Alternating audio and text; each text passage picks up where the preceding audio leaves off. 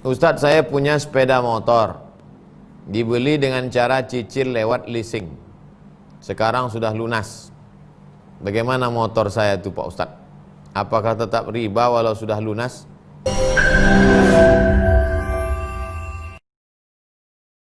Lupa subscribe, like, and share.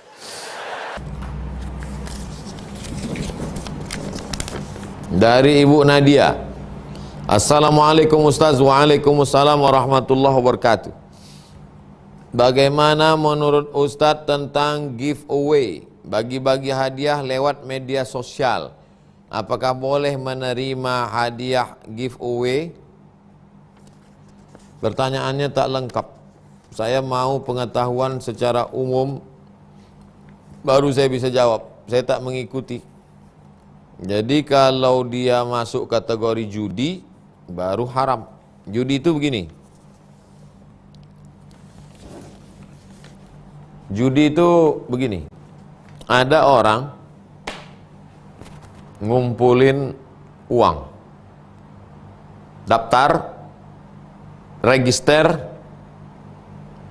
bayar 10.000. Register bayar 10.000. Yang ikut 1.000 orang.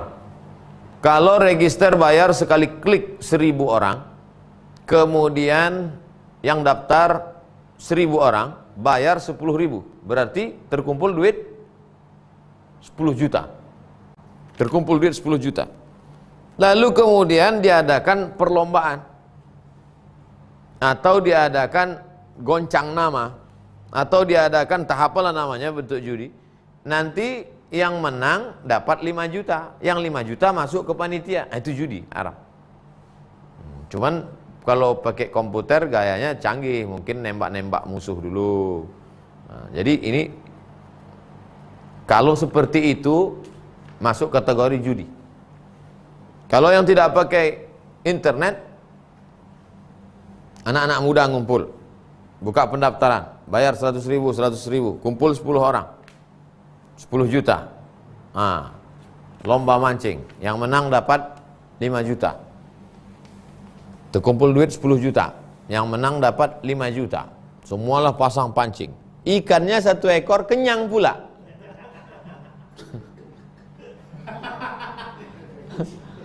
Cacing gemuk-gemuk.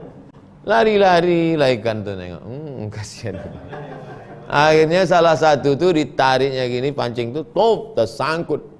Jadi ikan tuh tertarik bukan karena menang dapat 5 juta, yang lain tak dapat. Itu judi. Haram. Ibu Erianti. Ustadz, saya punya sepeda motor, dibeli dengan cara cicil lewat leasing. Sekarang sudah lunas. Bagaimana motor saya itu Pak Ustadz? Apakah tetap riba walau sudah lunas? Sementara hanya itu kendaraan yang saya punya dan saya butuhkan, sangat butuhkan. Ibu tinggal buka saja blog saya. Cara ngetiknya Somad Moroko Kredit. Somad Moroko spasi kredit. Nanti dapat tulisan. Panjang ceritanya di situ saya buat, tapi kesimpulannya kalau akadnya uang dengan uang, riba.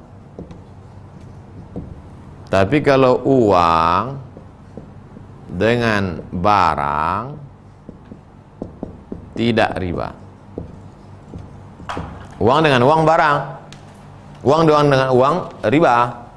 Pinjam uang 10 juta, bayarnya 11 juta, riba. Tapi kalau uang dengan barang, enggak. Loh, saya ini Pak Ustadz uang dengan barang berarti enggak riba. Kalau ibu dengan teman ibu enggak riba. Aku beli motormu ya, tapi aku cicil setahun, enggak riba. Karena langsung ketemu antara yang punya uang dengan yang punya barang. Tapi yang terjadi di masyarakat enggak gitu. Pembeli pergi ke dealer. Saya beli nih Pak, Uangnya mana? Saya nggak punya uang cash. Mau saya beli cicil boleh nggak? Kata dia, Ler, boleh. Tapi saya hubungi dulu jasa penyedia keuangan. Nah, itulah dia tadi itu. Jadi akadnya sebetulnya adalah uang dengan uang. Ini pinjam uang, bayarnya. Nah, jadi akadnya, kalau akadnya segitiga begini, sebetulnya si pembeli ini minjam uang, maka uang dengan uang bayar berbunga. Kesininya cash.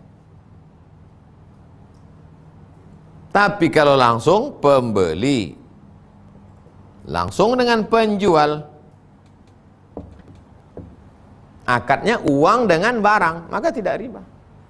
Uang dengan panci, uang dengan kasur, uang dengan motor, enggak riba.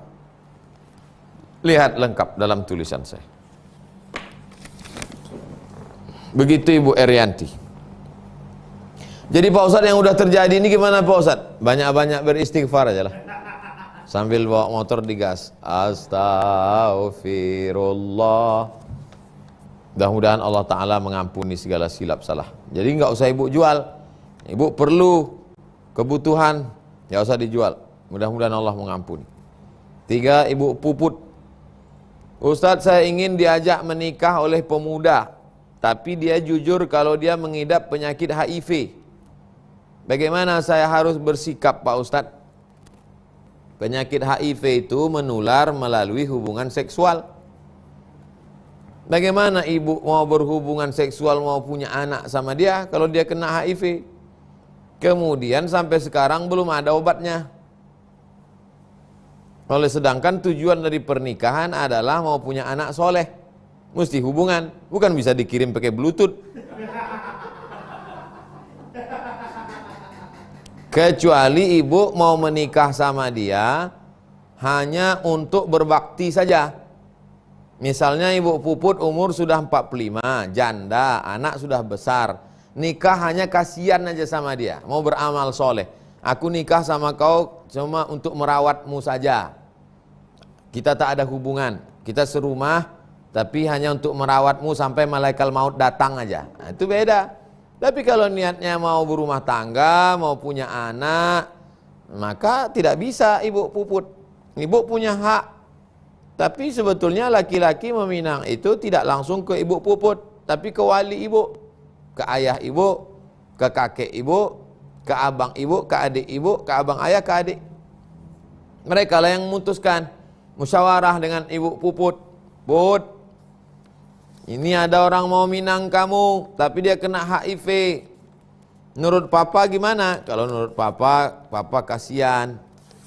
Tapi ini kan juga rumah tangga ini bukan sekedar kasihan. Kamu nanti mau punya anak, saya juga ingin punya cucu. Nah, jadi kalau gitu kita tidak bisa menerima. Ada manfaat di situ, tapi ada mudarat. Darul mafasid muqaddam ala jalbil masalih. Menolak mudarat lebih utama daripada mengambil manfaat. Saya kira bisa dipahami jawaban saya yang utuh, sempurna. Jangan dipotong-potong.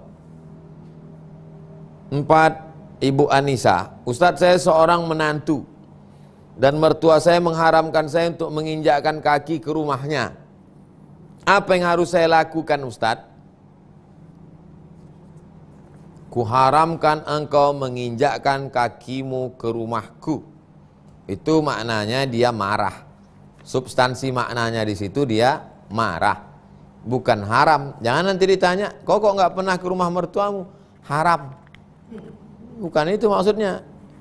Haram. Kan kita disuruh menjauhi perbuatan yang haram. Makanya saya nggak nginjakkan kaki ke situ. Bukan itu maksudnya. Dia sedang marah. Lalu kalau dia marah, terserahlah bagaimana supaya marah dia hilang. Belikan dia buah-buahan, belikan dia pakaian, rebut hatinya. Tak perlulah saya ajari itu. Pandailah Ibu Anissa. Pandai ibu supaya hatinya luluh, akhirnya berdamai, dia menjadi baik. Doa, usaha, doa, ikhtiar, maka insya Allah Allah Ta'ala berikan jalan. Wa may yattaqillah, siapa yang takut kepada Allah, yaj'al lahu makhraja, Allah berikan jalan keluar terhadap permasalahan hidupnya. Wa may yattaqillah yaj'al lahu min amrihi yusra. Siapa yang takut kepada Allah, maka Allah berikan kemudahan dalam perjalanan hidupnya. Wa may yattaqillah yukaffir anhu sayiatihi wa yu'zim lahu ajra. Siapa yang bertawakal, takut kepada Allah, maka Allah akan hapuskan dosanya dan lipat gandakan amal kebaikannya. Doa silahul mu'min, Ibu Anissa. Doa jangan lupa. Ya muqallibal qulub, engkau yang membolak-balikkan hati. Hati mertua ibu itu di dalam kuasa Allah. Dia kuasa bolak-balikkan. Doanya baik-baik. Yang pula doa yang tak baik. Doakan supaya dia istiqamah, panjang umur, lembut hatinya. Solat sunat hajat tengah malam. Solat sunat hajat sama seperti solat sunat biasa. Sujud terakhir mohon kepada Allah. Insya Allah, semoga Allah memberikan kebaikan. Man lazimal istighfar, banyak-banyak beristighfar. Ja'alallahu lahu min kulli dhiqin makhraja. Setiap kesempitan diberikannya kelapangan. Wa min kulli hammin faraja. Setiap kesusahan diberikannya kesenangan. Wa razaqahu min haitsu la yahtasib. Diberi jalan solusi dari jalan yang tidak disangka-sangka. Begitulah Ibu Anissa. Mudah-mudahan kita diberikan kebaikan.